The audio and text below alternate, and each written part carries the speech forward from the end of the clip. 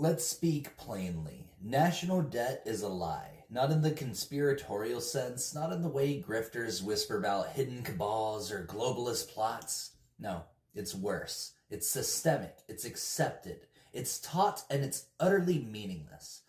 Let's take it from the top. What is debt? Debt is a promise, a quantified agreement that something will be returned with interest. It only functions in a context of scarcity, when the resources being promised are rare, when the act of exchange is a matter of survival or opportunity. That's the origin. But we don't live in that world anymore. Not materially, not technologically, not energetically. We live in a world where the capacity to produce what people need, food, housing, energy, medicine, is no longer bottlenecked by human labor or raw material limits. It's bottlenecked by policy, by permission, by intent. We don't grow less because we can't.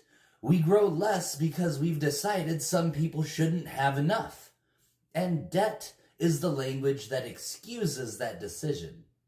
So when you hear a politician say, we can't afford universal health care, or there's no money for public housing, remember this.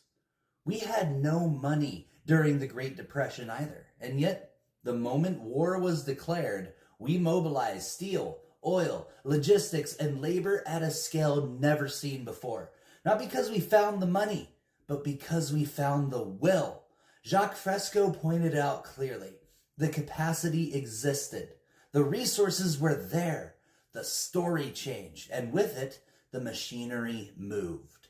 This is what Enlightenment socialism exposes, that civilization isn't built on money. It's built on coordination. The real economy is not Wall Street. It's not the bond market. It's not central banks. The real economy is the food in your fridge, the power in your walls, the time in your day. It is infrastructure, energy, access, not digits. Let's get clearer. National debt is not like personal debt. Nations are not households. They don't balance checkbooks. They issue their own currency, control their own supply chains, and decide through legislation what to fund and what to withhold. So when a government says it's broke, that's not an economic fact. That's a political decision. And here's the thing, nobody even expects national debts to be paid off. They're not meant to be paid. They're meant to be managed indefinitely, rolled over, reissued, used as collateral to demand austerity from the public while the private sector gets bailed out. It's not an obligation. It's a lever. But levers only work if people believe in them, and that belief is what's breaking now. Because in a post-scarcity trajectory where automation decouples labor from survival, where energy becomes renewable and decentralized, and where material abundance becomes a design problem, not a production one, debt becomes a joke. You don't need a mortgage for a 3D printed house made of local biomaterials. You don't need a loan for education when the entire corpus of human knowledge can be accessed without gatekeepers. You don't need to finance a car when your city provides transit as a right. So why are we still pretending debt is real?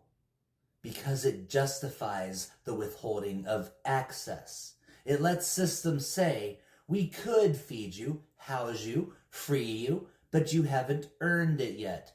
It lets people in power act as if the ledger matters more than the living. But here's the Enlightenment socialist response. The ledger is not sacred. Life is. The purpose of civilization is not to balance accounts. It's to liberate consciousness, to create the conditions for self-authorship, dignity, and flourishing. And any system that says your child can't receive medicine because of an abstract deficit is not a system. It's a cage. Now, let's address the common refrain. If we erase debt, won't the system collapse? Of course it will, because it's a system designed to collapse the moment it can't extract. That's the point. You don't patch a failing parasite, you replace it. Debt cancellation isn't radical, it's overdue. It's the reset button that history has pressed before. Through jubilees, through revolutions, through collapses we romanticize after the fact. But now, we can do it without collapse. We can do it with intention. Because the tools exist. Because the labor exists. Because the energy flows. And because no equation, no spreadsheet, no debt ceiling matters more than the breath in your lungs and the food on your table. The next civilization won't ask what you owe. It will ask what you need. And it will provide, not out of charity, but out of alignment with the truth that you are not a debtor to be managed. You are a life to be supported. That's not utopian. That's engineering. That's philosophy. That's what comes after the illusion dies. Debt is not real, but your time is. Your mind is. Your potential is. So let's stop letting fiction define the future and start designing a world where truth sets the terms.